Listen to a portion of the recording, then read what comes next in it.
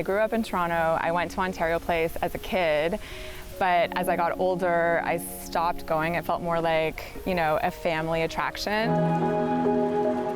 But when the pandemic started and I was spending time outside with my friends, we came down here and kind of fell in love with it.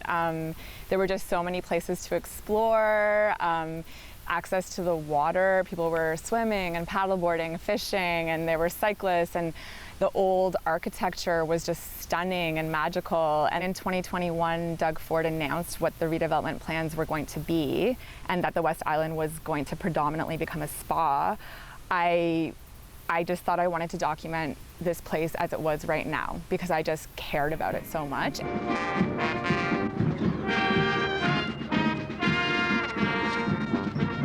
I think my vision for the film was really about documenting this moment, like sort of documenting what I would call the limbo between the heyday of Ontario Place, where a lot of my parents' generation remember it, how I remember it as a kid, and then what it's going to become soon. So much incredible footage that the government recorded and kept.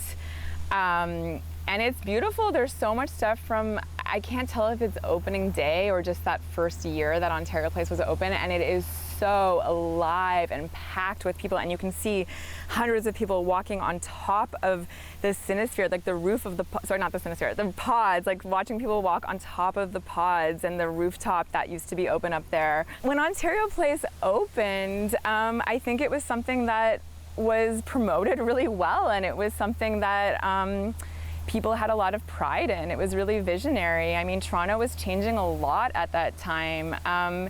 And so I think it was a really big deal to have this really iconic, futuristic architecture here on the lake. I don't ever want my own films to be trying to push a certain point of view.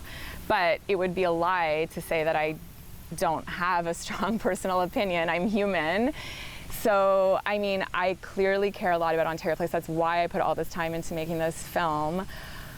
I wish that the whole site, including the West Island, could continue to be, if not completely public, at least very affordable, or have the majority of it be public. I mean, in an ideal world, it would all be public.